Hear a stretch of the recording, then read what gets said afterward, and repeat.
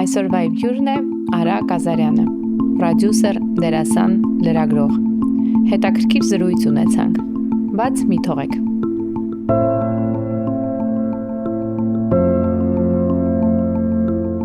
Մի տեսակ տարօրինակ է, որ ես քեզ պետք է հարցեր տամ, բայց ինձ թվում է արդեն քո համար սովորական է, չէ՞, հարցերին պատասխանելը։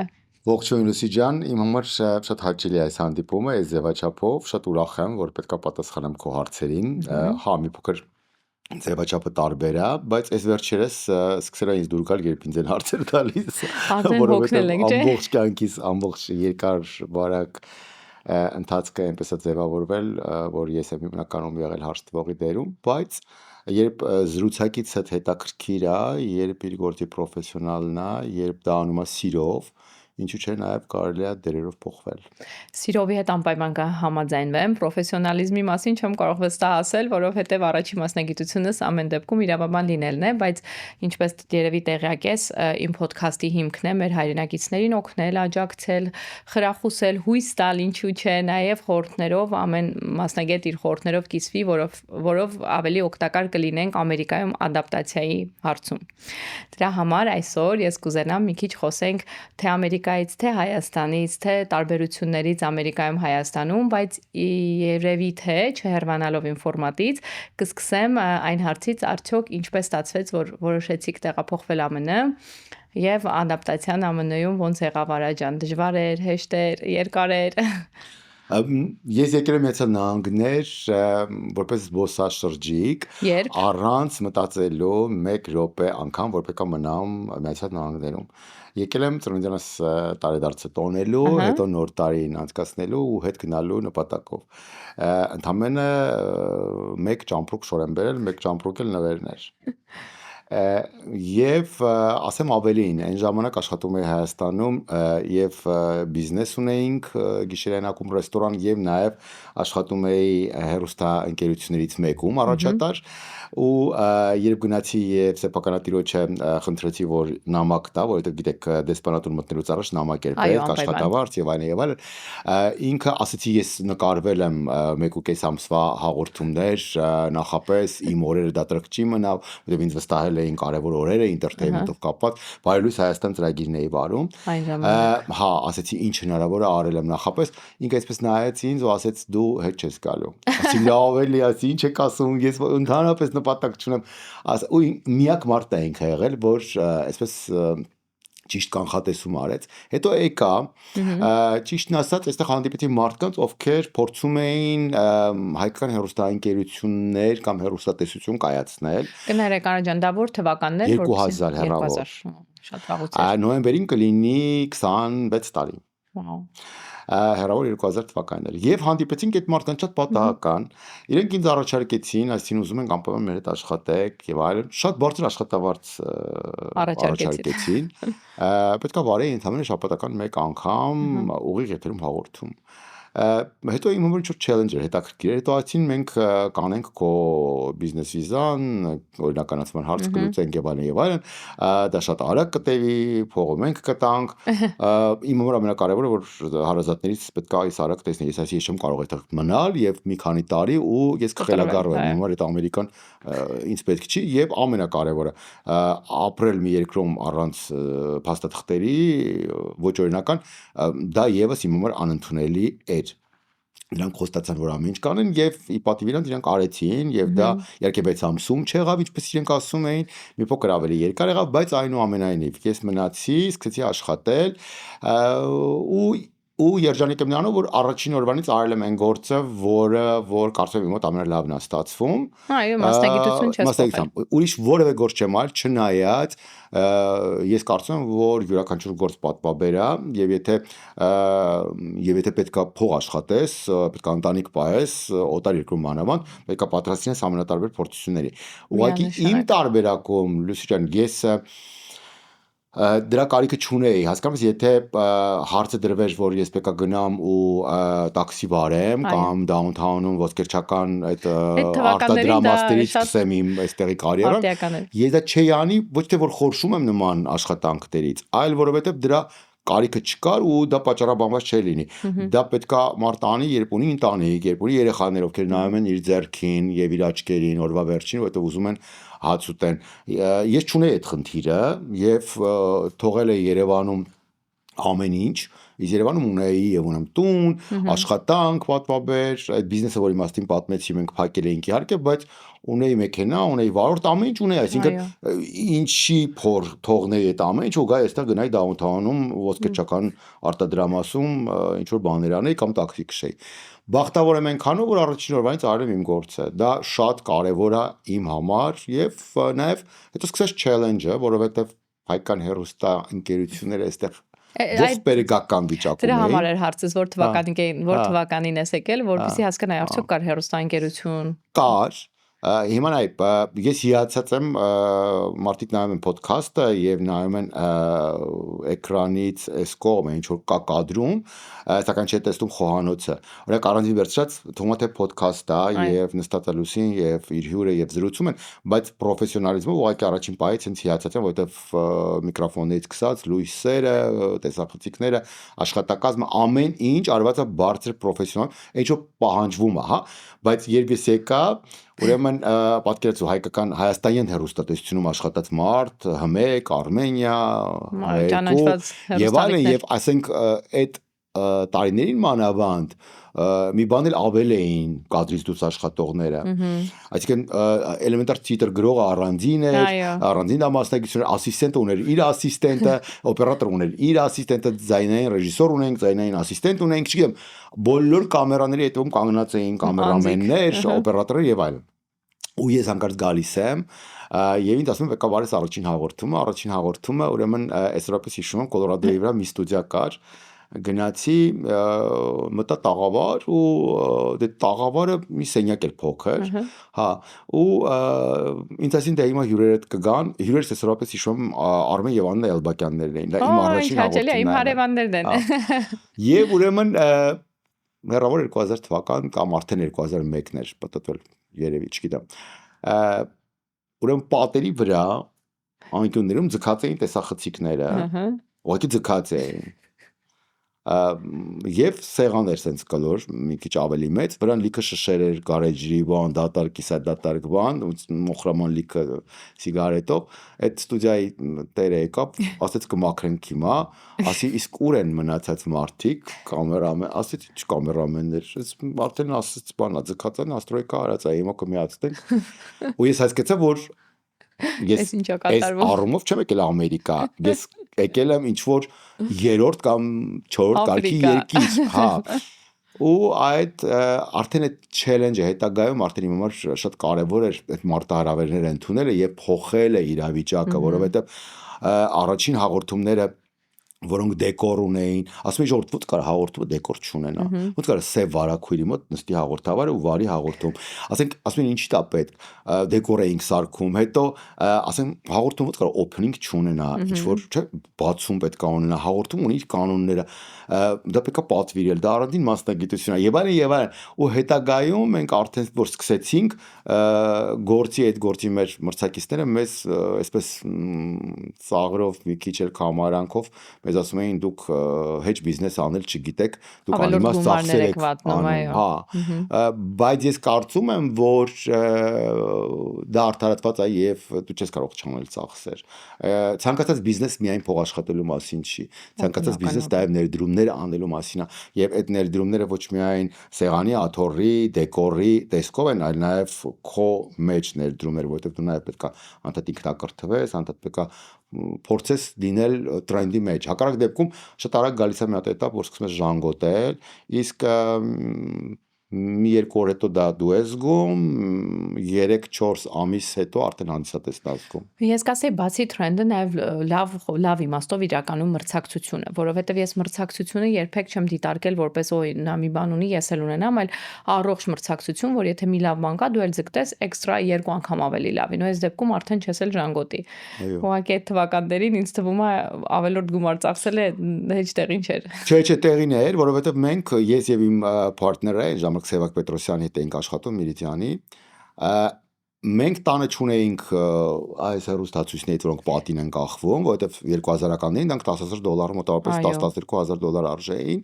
Մենք դեռ տանը չունեինք այս սերնդի հեռուստացույց, բայց իմ դեկորի մեջ մենք ունեինք 2 հատ պլազմա TV, մեկը սեղանի տակ էր դրած, մեկը իմ հետևի ֆոնի վրա էր, 2 հատ։ Այսինքն մենք այդ ճոխությունը դեռ մենք չէինք կարող մեզ թույլ տալ տանը ունենալ, բայց դեկորի վրա արդեն 2 հատ ունեինք եւ էլի եմ կրկնում ուրիշ հեռուստաալիքներից նայում էին, ասում էին սրանք ուղեղ չունեն հաստատ, այս ինչ են անում, աննորմալ են։ Բայց չէ, դա է ճիշտը։ Դա է ճիշտը, որովհետեւ որ դու սանդղակ ես, երբ որ դու նշաձող ես սահմանում, պլանկա ես սահմանում, այդ պլանկային ուրիշները փորձում են հասնել։ Նույն կերպ մենք սկսեցինք վարվել նույն մեր մրցանակաբաշխությունների հետ, համերգների հետ, այն ժամանակ Սև Վարագույրի մոտ 4 հատ լույս էին դնում, համերգ էին անում, անունը դնում էին համերգ արեցին։ Մենք մրցանակաբաշխություն արեցինք, որը 2006 թվականին Դոլբիում այն ժամանակ Կոդակ թատրոն էր։ Մինչև այսօր մարդիկ խոսում են դրա մասին, բայց մենք արդյունքում փող չենք աշխատել։ Բայց մենք նպատակել չունեինք փող աշխատել։ Մեզ պետք էր անել մի բան, որը հետագայում կհարթի մեր համար ճանապարհ եւ կսահմանի նշաձող, որին մենք ինքներս պետքա փորձենք անդադ հասնել եւ պահել այդ նշաձողը։ Հակառակ դեպքում ինչ որ լճացում ու ճահճացում է։ Միանշանակ։ Իսկ այդ մրցակցությունը, որ ասում ես, այն տարիներին, որ մոտերում էին ասում էին դու լավն ես, վայ, մենք քեզ շատ ենք սիրում, դու ամենալավն ես, դա իմ համար կներեք, բայց կոմպլիմենտ չէր, որովհետև ում հետ էին ինձ համեմատում, երբ ասում էին դու լավն ես։ Դա շատ հաճելի էր, երբ ինձ ասում էին դա Հայաստանում։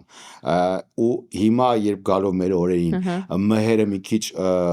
որպես երիտասարդ, որպես ավելի ամբիցիոզ, չէ, իր տարիքի համապատասխան ինչ-որ բաներով լրագրող ինքը անդադ սկզբից նեղվում էր, որ բացվում են նոր ոդքասթեր, բացվում են նոր հաղորդումներ, բացվում են նոր հարցազրույցի ժանրում նույն ձևաչափով հաղորդումներ եւ այլ, ասում էի calm down, հանգիստ, լավ է, թող բացվի, որովհետեւ միշտ համեմատության մեջ է երևում դու լավն ես թե վատն ես։ Երբ որ դու ասում են լավն ես, իսկ ում հետ են համեմատում, որ դու լավն ես։ Իսկ այս դեպքում դու արդեն համեմատում։ Այո, համեմատության մեջ ես դու լինելու լավը, քո հաղորդումը լինելու լավը։ Այնպես որ այդ մրցակցությունը միշտ պետք է լինի, հակառակ դեպքում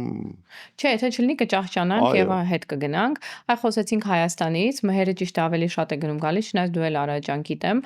Հիմա իսկ ինչ կասես, թե այդ նույն ինդուստրիան Հայաստանում ինչա կատարվում, ստեղ էլի արդյոք Հայաստանը ավելի առաջ է նույն նկարահանումներ, ոդկասթ, մոնտաժ, տեխնիկա, թե որակով արդեն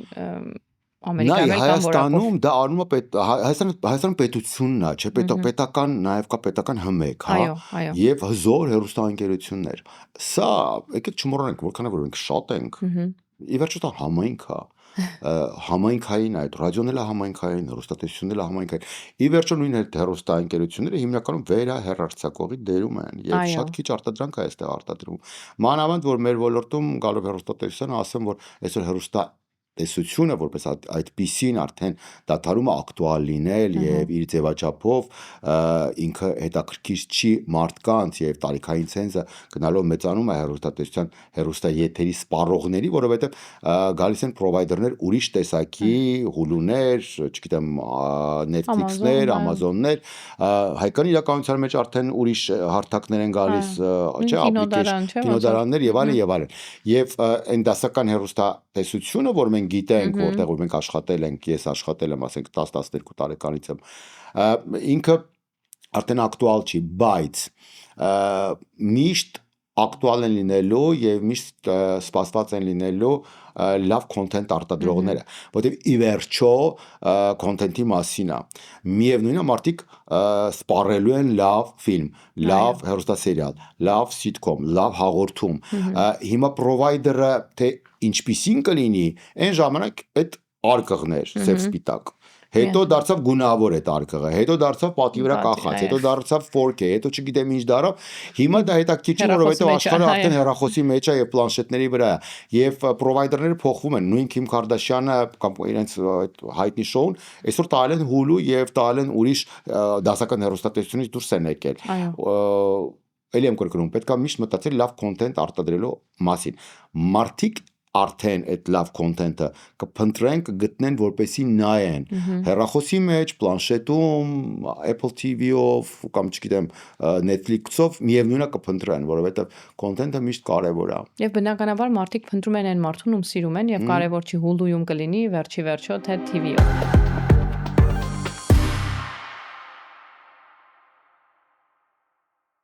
Արի խոսենք Արա ջան մրցանական բաշխությունից, որովհետև վերջերս մենք ինքներս հովանավոր էինք։ Շտապեմ նշեմ, որ շատ գեղեցիկ էր, ինձ անչափ դուր էր եկել կազմակերպված մրցանական բաշխությունը, խոսքս Armenian Video Music Awards-ի մասին է, մակարդակով բավականին եւ ինձ համար հուզիչ էր ամեն դեպքում նման տիպի բեմի վրա գտնվել թեկուզ 2 րոպե, շատ մեծ թե պատասխանատվություն էր, թե նաեւ պարտավորվածություն էր եւ ինչ որ չափով մի քիչ ես մտահոգ էի արդյոք կկարողանամ այդ բեմից այն կողմ այդ մի երկու խոսքը ասել շնորհակալական եւ մրցանակ ուղղել մեր արտիստներից մեկին։ Հարցս հետևյալն է, անելով մրցանակաբաշխություն ԱՄՆ-ում, չէ՞ որ բազմաթիվ մրցանակաբաշխություններ կան թե Ռուսաստանի Դաշնությունում, թե Հայաստանում, որ տարեկան լինում են։ Հիմնական նպատակն է համայնքը ամուր պահել եւ համայնքին ցույց տալ, որ մենք ունենք արտիստներ, թե ինչ որ կերպով նաեւ ցույց տալ արտիստների նոր արտիստներին մեջտեղ բերել եւ Ամերիկայում էլ այլ կուլտուրան պահել, որպեսզի մենք տարեկան ունենանք մշտական, նաեւ ֆիքսված օրով ինչու՞ չէ կամ գոնե ամսով մրցանակաբաշխություն, որ գոնե տարվա վերջի օրերին համայնքը համախմբվի եւ միտեղ ներկայանա։ Որն է հիմնական նպատակը մեր մրցանակաբաշխության, որը դուք կազմակերպում եք։ Նպատակները մի քանիսն են, քո նշած այդ բոլոր ֆակտորները կա։ Երեք խոսում էի մեր հայտնի բլոգերներից մեկի հետ, ով իմ կարծիքով ամենապրոֆեսիոնալներից մեկն է ոլորտում, Կամո Թովմասյանի, ու ասում Կամո ջան, այն ուժը եռանդը, որ մենք դնում ենք առանձին վերջերս մրցանակաբաշխություն իրականություն դարձնելու համար, մի քանի ամիս աշխատելով եւ այդ ֆինանսական միջոցները, այդ ուժով եւ եռանդով մենք կարող ենք առանձին վերջերս հասնել մի 5-6 առանձին նախագծեր մենահամերգ տեսքով կամ չգիտեմ, բայց ինքը հսկայական աշխատանք է, որովհետև դու գործ ունես արտիստների հետ եւ դու գործ ունես հովանավորների հետ, մի քանի ֆրոնտով ես աշխատում, այդ ամեն արտիստը մի հատ առանձին պատմություն է եւ առանձին մի աշխարհ է, ով պահանջում առանձին հատուկ վերաբերմունք եւ գիտեք մի քիչ երբեմն բան արինում նոնսենսը կայանում է նրանում ու մազալու են պահը որ եթե չկան այդ մրցանակաբաշխությունները իսկ մի շրջան չկային եւ Հայաստանում եւ այստեղ այո ես էլ չեմ հիշում կոവിഡ്ով պայմանավորված հեղափոխությունից հետո վերջին անգամ 17 թվականին ա եղել հետո կոവിഡ്ով պայմանավորված հետո պատերազմներ հետո նույն վերջին 44 օրյա պատերազմը եւ այլն գիտես բոլորս կոտրված էինք ու դրա ժամանակը չէր ու արտիստները առանձին մասնավոր զրույցների ժամանակ դժգոհում էին որ դե լավ ինչքան կարող ենք մենք գնալ լավ է շատ բոլորից կորտել լավ է փող ենք աշխատում բայց դրանով չի էլի մենակար ջան մենք ուզում ենք նաեւ որը բնական է որովհետեւ դա փաթեթ է այդ նույն արտիստը հասկացանք ինքը գնում է սրա նրա ձվածեղ պարտիներին եւ սրա նրա հարսանիքներին կնունքներին ծնունդներին մեծ փոքր ռեստորաններում կամ չգիտեմ փողը աշխատում ու լավ է անում բայց այդ նույն արտիստը ուզում է քայլի կարմիր գորգով այդ նույն արտիստը ուզում է որ իրեն մեծարեն որ իրեն լավ բաներ ասեն որ ինքն էլ ասենք դուրս գա եւ իր աուդիտորիային ասի շնորհակալություն կամ չգիտեմ այսինքն ապրի չէ որ դա փաթեթա եւ աստղային ինչ որ փաթեթի մի մաս է որովհետեւ դու չես կարող անդ փող աշխատել օքեյ ուրիշ բաներ չէ կա անելու ի վերջո այս կյանքում ու երբ որ դու գալիս ես դու կամ քո ուրիշ գոլեգաները ու փորձում են նման օրինակ տոն ստեղծել արդեն միանգամից շատերն անցից մոռանում են որ մինչեւ 3-4 օր իրանք ասում են որ մենք դրա կարիքը ունենք արդեն սկսում ես դու բանակցել, արդեն սկսում ես առանձին ինչ որ համոզել ու այս վերջին մրցանակաբաշխությունից մեկնել Հայաստանը որպես տեղի ուներ ինչ որ անհասկանալի ինչ որ դեմարշա տեղի ունենում այս օրերին արտիստների կողմից այդ մրցանակաբաշխությանը, որը այնքան լավ չի։ Միշտ պետք է փոխադարձ ինչ որ բան լինի, որը մենք փորձում ենք պահել։ Այսինքն արտիստները ուզում են գան մասնակցեն մրցանակաբաշխությանը, բայց որոշակի կապրիզ ասեն, պահանջ ասեն, պահանջներ են։ Բնականաբար մենք բոլորս ունենք մեր հոփոփները, մեր մեջ ինչ որ չէ, ինչ որ ամբիցիաներ կա, արտիստները բնականաբար պետք է որ ունենան։ Ես կարծում եմ, որ մեր հաջողությունը կայանում է նրանում, որ մենք կարողացել ենք գտնել ճիշտ ձևաչափ չնեղացնելով ոչ որևէ մեկին։ Ես միշտ ասել եմ եւ ասում եմ, մենք չունենք այն ինդուստրիան այն երկարվեստը, այն շոու բիզնեսը, որը ունի Միացյալ Նահանգները, Ֆրանսիան կամ Մեծ Բրիտանիան։ Մենք չենք կարող, դեռ մոտ չենք այն իրողությանը, որ մրցանակաբաշխություն կունենանք այն ֆորմատով, որ կառաջադրվեն ասենք տարվա լավագույն երգիչ Եվ նոմինացիայում հինգ 5 անուն, Այո։ եւ այդ 5 անունից մեկը կհաղթի,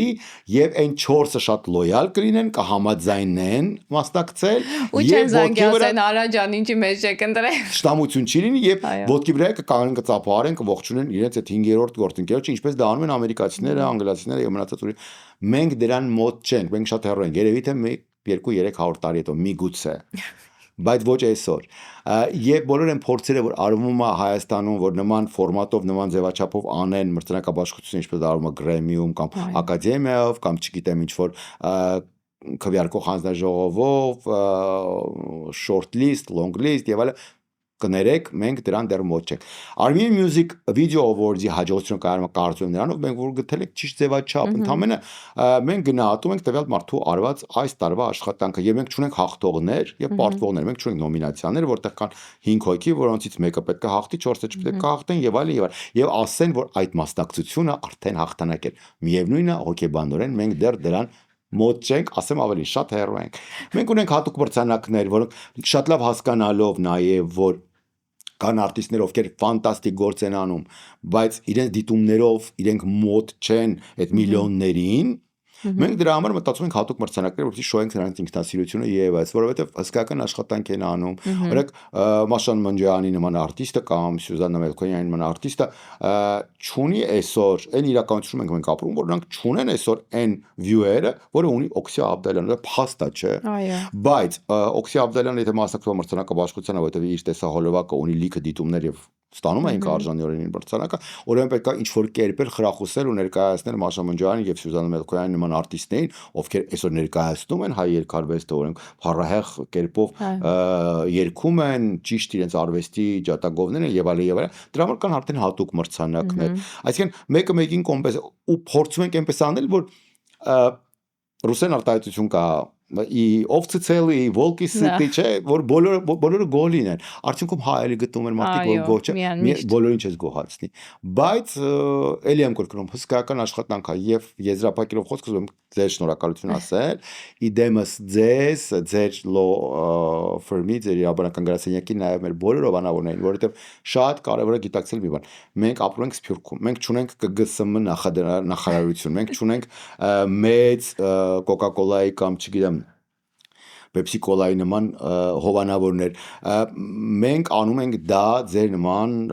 մարդկանց շնորհիվ նաև, ովքեր հավատում են մեզ, որովհետև նման օրինակ մեծամասշտաբ միջոցառումներ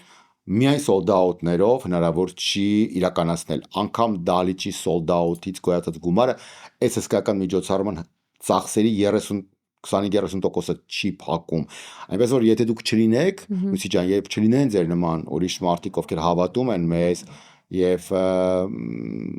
ինչ որ կերպ աջակցում են իրենց մասնակցությամբ, իրենց ներկայությամբ, իրենց ֆինանսական միջոցներով, չի լինի այս միջոցառումը հաստատ։ Ավելացնեմ Արա ջան, որ մի քիչ մոտիկ ծանոթանալով հենց Armenian Music Video Awards-ից հետո այդ ինչ աշխատանք եք դուք կատարում, ինքս հասկացա, որ իրականում հսկայական աշխատանք է եւ նաեւ ես ինքս նշեմ, որ շատ անգամ մեզ էլ ասել են, հովանավոր է կանգնում, միգուցե մտածել են մեր անվան համար, դե բնականաբար հովանավոր ես արդեն իսկ բնականաբար է դա ստացվում, որ քո անունը հնչում է, բայց կոնկրետ թե իմ, թե Արմինեի եւ թե մեր ամբողջ գրասենյակի միտքը աջակցելն է հայկական մշակույթին, որովհետեւ մենք գետ մեկ անգամ էլ չի եղել հովանավոր կանգնենք, ինչու չկա, մենք ԱՄՆ-ում ենք, այլ միջոցառումներ, այլտեղ հովանավոր ժուրնալներում տպագրվել եւ այլն, մենք միշտ փորձում ենք գտնել այն հաղորդումները, այն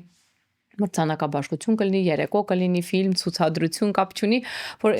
մի չափով աջակցենք հայկական մշակույթին, որովհետև միայն այդ կերպ կկարողանանք մենք ԱՄՆ-ում պահել մենք մեզ եւ ինչ որ կերպ մեր մասին չմոռանան։ Հա, այսօր նենց մարտահրավերները այսօր շատ դժվար է մանավանդ Միացյալ Նահանգներում, որտեղ չկա ազգություն, որտեղ չկա այդ վախը ապրելու եւ հայ մնալու, ինչպես ասենք մեր հայրենակիցներն են ապրել, հա, միջին արևելքում երբ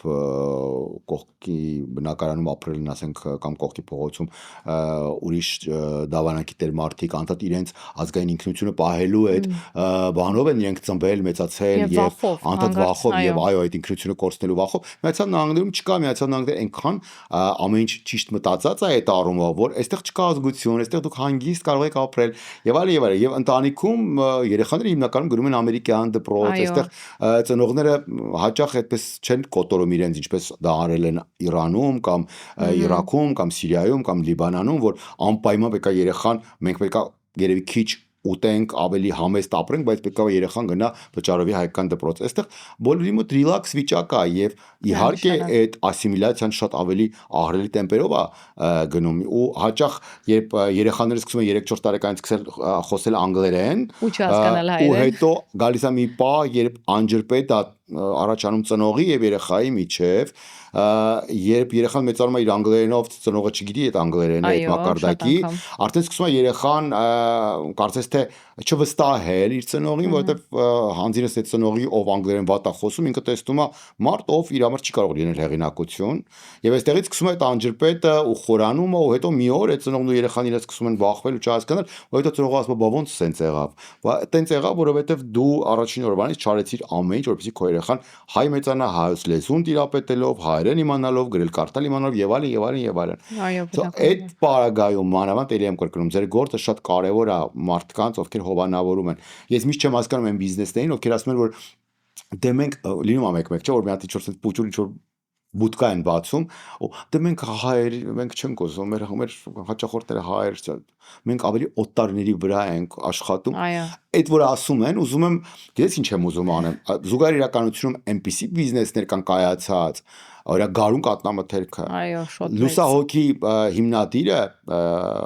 գարուն կատնամթերքը ինձ պատմում էր թե ինչպես էին իրենք մածունը մերում եւ դույլերով վաճառում կնոջ այդ փողոցի հայ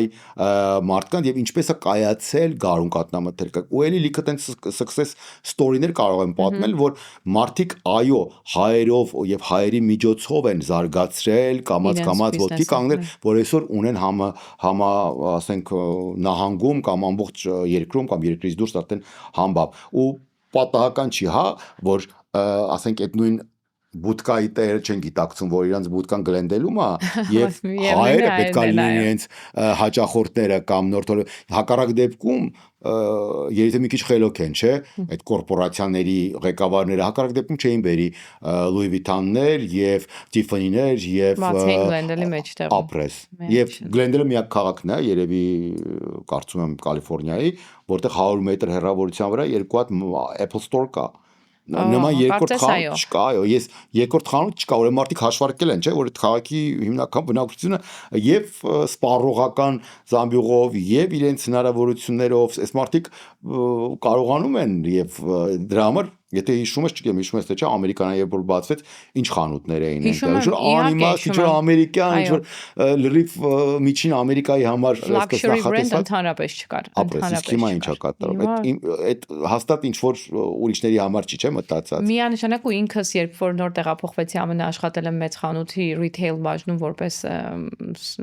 դիզայներ շատ չգիտեմ որ մասով էի դիզայներ ամեն դեպքում երբ որ նոր էի տեղափոխվել ինչպես ասացիր Արաջան ամոթ գործ չկար եւ ես էլ ու երբ որ մենք տրեյնինգներ էինք անցնում ես միշտ ասում եմ նույն խանութն է էլի ինչի՞ է մի քաղաքում Glendale-ում մի տեսականի, West Hollywood-ում մեկ այլ տեսականի, ինձ բացատրեցին, որ այ դրա համար հատուկ մարքեթինգներ կան, թիմեր կան, ինչի միայն քաղաքը, անգամ նահանգներից նահանգներ շատ տարբեր են եւ երբ որ ինչ որ մի բանի պահանջարկ կա, այդտեղ էլ բացում ենք։ Եվ այդ լոգիկայով եթե շարժվենք, բնականաբար ուրեմն Glendale-ը մեզ վերջի 5 տարվա մեջ բացեց այնքան դիզայներական խանութ, որ երևի իր պատմության մեջ չի ունեցել եւ երկուսս էլ գիտենք, որ Glendale քաղաքը համարվում է ամենաապահով քաղաքներից մեկը, դա էլ ինձ թվում է պատահական չէ։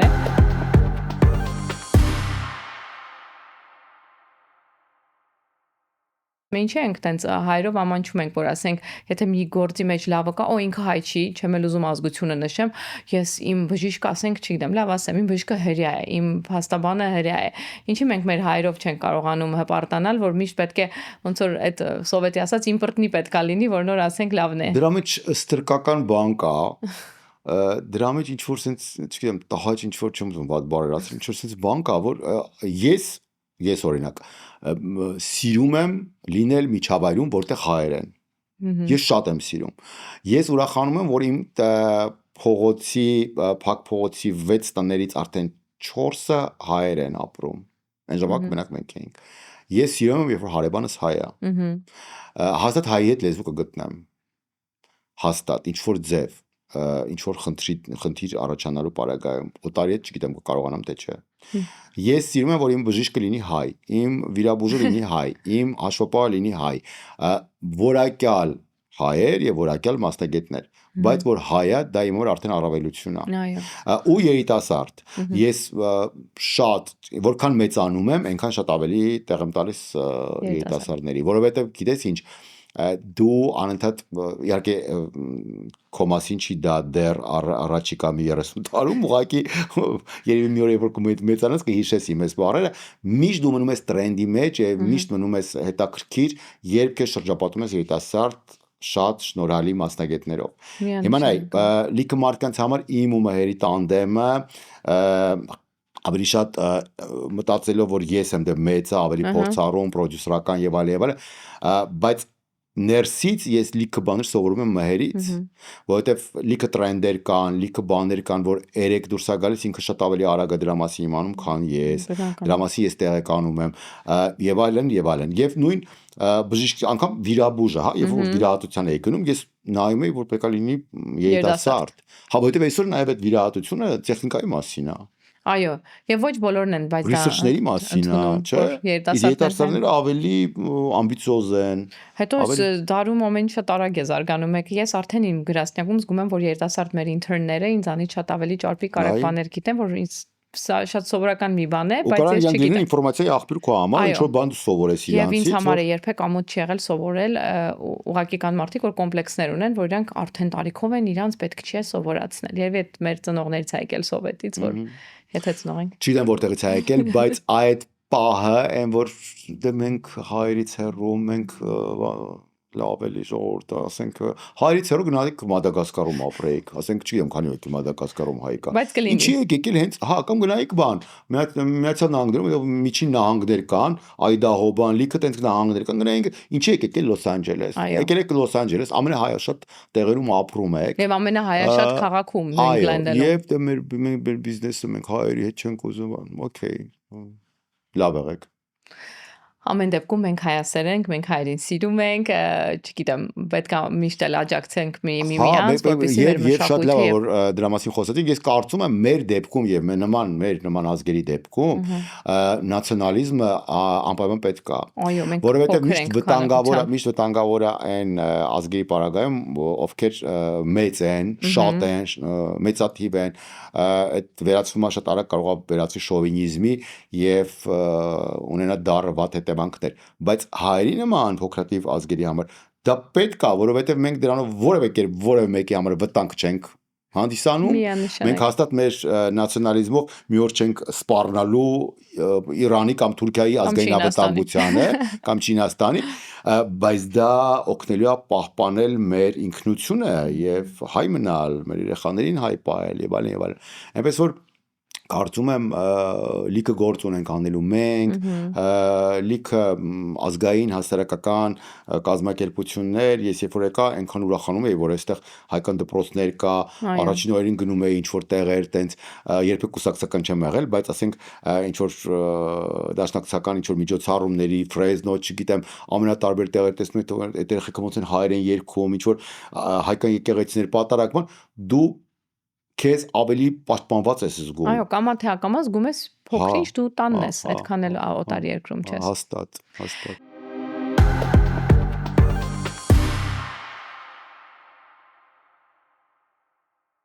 Ճիշտ Արա ջան, խոսեցինք հայերից, բայց մի հատ ոչ հայկական հարց ունեմ տալու, որ մեկ օրով լինեիր ԱՄՆ նախագահ։ Ինչ կփոխեիր ԱՄՆ-ում։ Լսի, չգիտեմ, այնքան բան կփոխեի։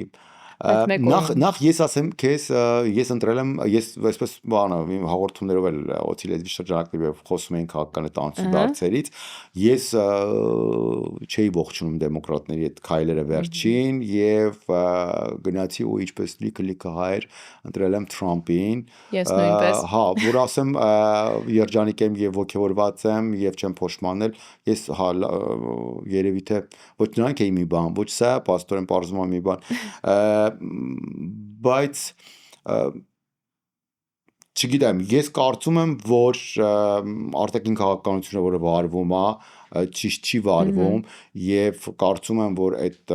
միանձնյա առանձին վերցած մեկ ազգի եւ մեկ պետության շահեր ներկայացնել այս չափի դա այնքան էլ ճիշտ չի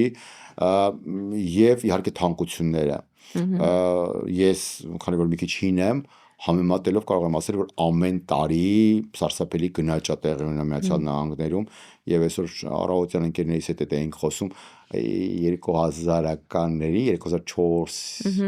3-4 ոսկու աունցը $240-250 էր այսօր 5000 է 5600 մի բան բարձրացավ դե պատկերացու քանի անգամ է կյանքը թանկացել որովհետեւ խոսքը եթե ոսկով ենք պայմանավորում չէ դրա հետ միասին նաև թանկացել է այդքան անգամ հացը իսկ Միացյալ Նահանգներում քանի որ սովետի նման չի որ վրեմյա հաղորդումը հայտարարում էր որ վաղվանից հացի գինը 5 կոպեկով թանկանալու է եւ դա ասում են աշխատավորների պահանջով դա պատճառաբանում են այսպես ներկայացնել աշխատավորների սովետական հասարակության պահանջով վաղվանից հաց թանկանալու է 5 կոպեկով այստեղ դա չեն էլ ասում դու ուղակի մի օր գնում ես տեսնում ես $3 հետո մի 2 ամիս գնում ես տեսնում ես նույն հացը $6 է այսինքն այս առումով մարդկանց կյանքը իհարկե բարդացել է մի Միացյալ Նահանգների նախագահ եթե լինեի մի օրով այս բանի հետ այդքան էլ կողմ չեմ այս վարող քաղաքականության պատերազմի մասին արդեն ասեցի իհարկե պատերազմները ամենավատ խաղաղությունը ամենալավ պատերազմից լավ է այո բայց դեմ եմ այս քաղաքականությանը կապված այս այսերի, այս բռնոցիների, այս դեպորտների, այս ձևով անելու, որովհետև ինձանից լավ գիտես ոլորտի առաջատար մասնագետներից ես եւ ամբողջ օրը այդ ճակատագրերն եք փորձում խեղված ինչ որ ձև շտկել եւ օգնում եք մարդկանց, որի համար շնորհակալություն, բայց գիտես ինձ այսօր որ նույն Օբամայի ժամանակ ավելի շատ deportation-ներ ա եղել, բայց այս ձևաչափով չեն արել։ Վիճակագրությամբ այո։ Հա, այս ինչ որ հիմա է արվում, ստորացնելով, մարդկանց կիսելով, ընտանիքներին, փոքր հասակ երեխա եւ այլն, հա, այդ իհարկե ես կողմ չեմ դրան եւ հաստատ դա կբացառեի եթե լինեի նախագահ բնականաբար շատ լավ բան ես որոշի Արա ջան շատ շնորհակալ եմ որ հաստատ դրանով ձեր գործը չէր պակասի չէ մեր գործը չէր պակասի պարկասու ես կասեի ավելին հիմա մեր գործը ավելի է շատացել որովհետեւ այդ նույն ֆոնի վրա երբ որ այս ես կասեմ հիստերիան կատարվում է Եվ շատ մեծ լազորություններ է նախագահ Տրամպը տվել US իմիգրացիոն օֆիցերներին եւ շատ մեծ սահմանափակումների առջեւ է դրվել իմիգրացիոն դատավորները խեղճերը չեն կարողանում ճիշտ ժամկետների մեջ արդարացված որոշումներ կայացնել իսկ օֆիցերներին տրվել է մեծ լազորություն ամեն ինչ ստուգել եւ արդյունքում օֆիցերները չունեն այդքան կրթություն սկսում են քեյսերը պահել եւ երկար ու ձիգ տարիներ այդ ամեն ինչը տևում է եւ այդ կլայենտները ոնց որ ասած գալիս մնում են չեն գնում չեն ստանում իրենց երազած գրին քարտը որ գնան մենք էլ շնորհակալ լինենք իրենք էլ շնորհակալ լինեն եւ այդ արդյունքում մենք ունենում ենք մի հատ խայտ տարակ խառնաշփոթ եւ չես կարող դու մարդուն ասել գիտես ինչ կա քանի որ դու 2 տարի դեռ իմ մոտ կլայենտ ես ու անդադ զանգում ես ամեն զանգիդ համար գումար վճարի չէ որ ունենք պայմանագիր Եվ մեր գործը դարել է սարսափելի շատ, սարսափելի ստրեսային եւ ես այն ժամանակ ընտրեցի իմիգրացիան, որտեղ միշտ ասում էի դա շատ շնորհակալական գործ է, որովհետեւ օրվա վերջում երբ որ իմ հաճախորդը ինձ շնորհակալություն է հայտնում, դա ցանկացած գումարից, ամեն ինչից վեր է Ես զգում եմ, որ ես իր կյանքի համար մի լավ բան արեցի, ամբողջ կյանքի համար։ Դա մի հատ ինչ որ չեք չէ, որ տվեցիր, հայս շատ լավ է, վերականգնվեց, առողջություն եւ այլն։ Որտեղ կյանքն է փոխում։ Այո, ոնց միշտ ասում եմ, իմիգրացիոն փաստաբանները եւ երևի թե քրեական փաստաբանները կյանքով կյանք դու միշտ իրենց կհիշես։ Միգուցե ընտանեկանն էլ, բայց ընտանեկանի կյանքը 15 տարի է, չէ, որ բաժանվում ես, այդ ցավոտը, այո, երեխան մեծանում է ու անդադ անչափահաս չի, որ այդ ալիմենտի համար կռիվ տանես։ վերջը դու անցնում ես, գնում ես, չէ՞, այդ ցավը, բայց քո այդ green card չստանալը կամ ստանալը կամ անցնի 100 տարի էլ կհիշես այն անձնավորությունը։ Հիմա չէ՞ քիչ հիշում եք, չէ՞, ոնց այդ green card-ը քաղաքացիությունը։ Ամեն ինչ հիշում եմ, իհարկե ամեն ինչ հիշում եմ եւ շատ լավ է, որ այդ պահի կարևորությունը դուք գիտակցում եք, որովհետեւ դուք գործ ունեք մարդկային ճակատագրերի հետ, որը ասենք ինչ որ թխվածքաբլիթ կամ ինչ որ պերաշկի թխող արտադրամաս չի, էլի որ արեցիք իհարկե գնահատելով եւ շատ կարևորելով նաեւ այդ մարդկանց մասնակցությունը, բայց այնուամենայնիվ կարող ես առնել դուրը չեկավ չուտել ու լավ կամ վատ խոսք ասել այդ բեյքերի մասին անցնել առաջ, բայց ձեր պարագայում բժիշկները, լոյերները, CPA-ները, այսինքն սրանք կարևորագույն մասնագիտություններ են Միացյալ Նահանգներում, ովքեր գործ ունեն մարդկային ճակատագրերի հետ եւ մի սխալ, մի ոչ պրոֆեսիոնալ քայլով կարող է մարդու ամբողջ ճակատագիրը խեղդվի, էլի։ Միանշանակ, եւ երբ որ ես միշտ մատնանշում եմ, անգամ մեր հաճախորդներին ասում եմ 7 հոգու մոտ գնացեք, 7 հատ փաստաբան տեսեք, հետո ընտրություն կատարեք, որովհետեւ դա ձեր ճակատագրի հարցն է, ոնց որ գնում ես ինչ որ օպերացիայի, չէ՞ որ surgery ունես, նորից չես ասում դե լավ որ բժիշկը պատահի հենա կգնամ, շատ ստրեսային է, այո, ես ինքս գնահատելով բոլոր մասնագիտությունները, թե այսօրվա գեղեցիկ տեսքի համար ամբողջ մեյքափ արտիստներին, վարչավիրներին, բայց միևնույն է կան մասնագիտություններ, որոնք ստրեսային են, այնպես որ խորհուրդ կտամ միշտ ձեր կյանքի մասնագետին ընտրելու հարցում ուշադիր եղեք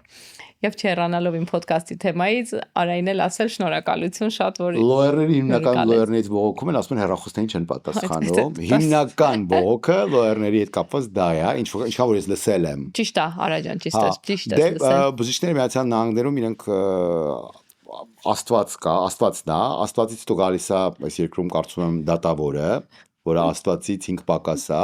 հետո գալիս է Աստվածից 15 պակաս, դա բժիշկն է, որը էլի հեռախոս չի պատասխանում, եւ դու երջանիկ պետքա քեզ համարես, եթե դու տեսնես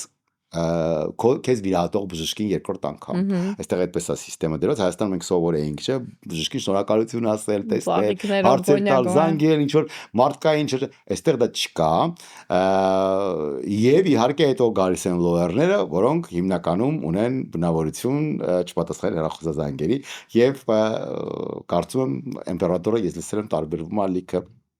օֆիսներից դառնա, որ անպատասխան հեռախոսազանգեր գոնե մարդկանց չի թողնում եւ այդ առումով ապրեք դուք շատ ես ամենափոքր մանուկներին ուշադրություն դարձնող մարդ եմ եւ իմ համար սատանան թաքնված է դետալներում, երբ մտնում ես գրասենյակ, երբ մտնում ես մարդու տուն, լիքը մանրուքներից է իմ մոտ ձևավորում ընդհանուր կարծիքը տվյալ հիմնարկի կամ տվյալ մարդու մասին, անհատի մասին ու ձեր հետ ծանոթությունից հետո կարող եմ ասել որ շատ իմ համար հաճելի է փառքացու էմիգրացիոն որևէ խնդիրներով չեմ դիմում ձեզ որովհետև չունեմ նման խնդիրներ վաղուց բայց երբ գալիս եմ զգում եմ թե ինչ պրոֆեսիոնալ թիմ է աշխատում, ինչ հավես է, ինչ միջավայր է, մթնոլորտ է զբաղված, ինչ որ մարդկանց սպասարկելու համար պատրաստական, ինչ որ մարդիկ են, որին կողքից այսպես հետևելով եւ դու լավ ես քեզ զգում։ Եվ գիտես անգամ այն փաստը, որ երիտասարդ լոյերներ կարող են ամենաթանկ քաղաքի, ամենաթանկ շենքերից մեկում ունենալ նման չափերի, նման գեղեցիկ գրասենյակ, դա այնքան պատվաբեր է։ Մենք այնքան սովորել ենք տենց բաների, որ հայերը պետք է ունենան այստեղ, այնտեղ Beverly Hills-ներում, Glendale-ներում եւ այլն, արդեն նման բաների ուշադրություն չենք դարձնում։ Իրականում որ կողքից նայում ես, դա իրականում եւ հպարտանալու տեղիք պետք է տա, եւ ուրախանալու տեղիք պետք է տա։ Չգիտեմ, այնպես որ գեցեք ապրեք բոլորդ։ Ապրես Արա ջան, հեռախոսի հարցը փորձում ենք լուծել ենք, մեր այդ աշխատակիցները անպայման կպատասխանեն, ինքներս իրականում երբեք չենք մտածել, որ Աստվածից հետո ենք, ես ինքս անձամբ այդպես չեմ մտածել, ուղղակի իմ գրաֆիկի հետ կապված շատ անգամ հարմար չի, նկարանման ես, դատարանում ես կամ լսման ես կամ հաճախորդի հետ ես, չես կարող պատասխանել։ Չէ, ես նկատի ունեի լոյերների համընդհանուր մարդկանց պրետենզիաները, որ մարդկանց հետ խոսում ես, ասենք առաջին բանը որ բերում են դժգոհությունը չեն ասում որ ասենք գործս լավ արեց գործս լավ չարեց կամ լավ արեց պրոֆեսիոնալ էր կամ չգիտեմ կամ այս հարցում տերացավ կամ առաջին բանը որ դե ախպեր հեռախոսներին չեն պատասխանում դա հիմնականում եթե դուք չեք լսել, ես ուղղակի կողքից որպես շատ ենք լսել, ուղղակի փոխանցեմ ենք լսել, անչափ շատ ենք լսել ու մի օր ասում եմ, ինչի օրինակ բժիշկները նորմալ է, որ չեն վերցնում, որտեվ չեն էլ փորձում զանգեն, չեն էլ մտածում են դե իրականում ես էլ եմ բժիշկ ունեցի, համարն է չունեի ու չէի մտածում, որ իրան կարող զանգեն, բայց փաստաբանների լոյերների դեպքում ինչի չեն վերցնում։ Ոչինչ, այդ հարցն էլ կլուծվի այս AI-ի եւ մեդիայի դարում։ Ես ուզում եմ ասել շնորհակալություն, որովհետեւ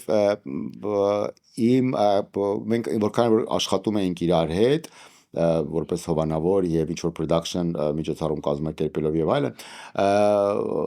իլուր աշխարհի այսպես փոքրիկ գաղտնիք է, բայց իլուր աշխարհի ասեմ, էլի գիտես փոքր այսպես դետալներից է puzzle-ը ինքն հավաքվում եւ քո մոտ ամբողջանում մարդու կամ տվյալ ընկերության մասին կարծիքը եւ մենք ունեինք փոքրիկ խնդիր կապված էմիգրացիոն աշխատողների սխալ կնիքը դնելու եւ սխալ մեր արտիստներին ներսի այդ օրերը տրամադրելու հետ կապված, որովհետեւ հիմնականում երբ գալիս են արտիստները արդեն պետքա 10 օրը ավտոմատ նրանց տրվի մի խոսքով սխալ էին արել դե սխալը պետք է սխալը շտկվի վերջին պահին դրա մասին մենք պարզեցինք արդեն արտիստները այստեղ են եւ այլն ու ժողովուրդ մենք միջև որոշում ենք թե ինչ պետք է անենք սիրուն հագնված երկու մոդելային այսպես արտաքինով աղջիկներ Արմենը եւ Լուսին եկան ու մեզ կազմակերպիչներից ասեցին դուք մի մտածեք մենք վաղը իրանց հետ կգնանք Մեքսիկո եւ հետ կգանք դա իմ համար իսկ պետք է երկրից դուրս գալ եւ նորից ներս մտնել, որպեսզի վիզաները մարդկանց նորից աշխատեին, որպեսզի խախտում չլիներ եւ այլն, որովհետեւ էլի եմ կրկնում, անգրագետ էմիգրացիոն աշխատողների պատճառով պետք է շտկվեր այդ բանը։ Ու երբ որ դուք դա ասեցիք, իհարկե մենք գնացինք եւ հետո դուք ուղեկցեցիք immigration հարցը լուծեցինք ընդհանրապես միգրացիոն օֆիս այցելելով։ Հարցը լուծվեց շատ հեշտ եւ այլն, բայց մենակ այն փաստը, որ դուք կանգնեցիք ու ասիք դուք մի խառնվեք իրար, մենք կտանենք ու ես նայում եմ երկու աղջիկներ, որոնք լիքը պաշտպանության կարիք ունեն ու նայում եմ այսպես ինչպես դուք ու Տիխուանը դուք մի մտածեք դա մեր համար գիտեք ինչ կապիտալ էր դա մի բան է որ պետքա եւ գնահատել եւ հիշել եւ դա հաճախ չես հանդիպում նման մոտեցման ու անգամ երբ որ դուք ձեր անվճար խորհրդատվությունը տայիք ու փորձեիք մեզ օգնել ու ասել այսպես կանեք այսպես դա արդեն շնորհակալության արժանի վերաբերմունք հա բայց երբ որ գալիս եք ու արդեն կանգնած ասում եք մենք մեր մեքենաներով իրանց կտանենք Մեքսիկո հետ կբերենք ու այնպես չի էլի որ խոսքը վերաբերում էր Նորթ Հոլիվուդ Գլենդել հասնելուն եւ հետ գալուն մենք ուզում ասեմ որ այդ օրվանից իմ մոտ այնպեսի կարծիք ձևավորեց հանդեպ ձեզ որ միսակ պարտավորված ենք մենք նաեւ այդ վերաբերմունքը ինչ որ փոխհատուցելու որովհետեւ հաճախ ամեն քայլափոխի այսօր դու չես հանդիպում նման մարդկանց, ովքեր անշահ խնդիր են, ովքեր լավն են, ովքեր բարի են, ցավոք սրտի աշխարհը գնալով այո, փոխվում է։ Ու երբ որ նման լավ բաների ես հանդիպում, ասում ես մի րոպե, պետքա պահել, պետքա ընկերանալ, պետքա այդ մարդկանցով հարստացնել քո շրջապատը, ինչներ մենք փորձում ենք անել, ու շատ շնորհակալ եմ ձեզ։ Եկեք բարիությունը պահենք ու փորձենք միմյանց օգնել, որովհետև բարին կփրկի աշխարհը։ Ճիշտ է, շատ հուզիչ խոսքեր են, բայց ես կարծում եմ դա, որ միմյանց հանդեպ բարի լինենք, հայազգը ավելի դրանից օգուտ կքաղի։ Շնորհակալություն Արա ջան։ Շնորհակալություն քեզ հրավերի համար, շատ հաճելի էր, շատ հավես էր, շատ չզգացի էր ոնց անցավ ժամանակը։ Ու շնորհակալ եմ, որ դու ինձ տեսար քո պոտենցիալ հյուրերի ցանկում ու քեզ անընդհատ կանաչ ճանապարհ եմ մաղթում ոչ միայն այն գործում որի վարպետն ես պրոֆեսիոնալն ես եւ թիմով եք անում հսկայական ու շատ լավ եք անում այլ նաեւ այս գործում որտեղ շատ հաստատուն ու շատ համարձակ շատ լավ քայլեր ես անում ու կոմոդ շատ լավ ստացվում է գիտես հիմքում անկեղծությունն է ամենակարևոր բանն է մեր գործում լինել անկեղծ ես միշտ ասել եմ 100%-ով անկեղծ չես կարող լինել հակառակ դեպքում կտանեն գժանոց բայց գոնե պետքա որոշակի ինչ որ տոկոս անկեղծ լինես կեղծիկը միանգամից զգացվում է անկեղծ խոսքը անկեղծ հարցը անկեղծ հայացքը միանգամից գնահատվում է ու նկատվում է շնորհակալություն քեզ Մերսի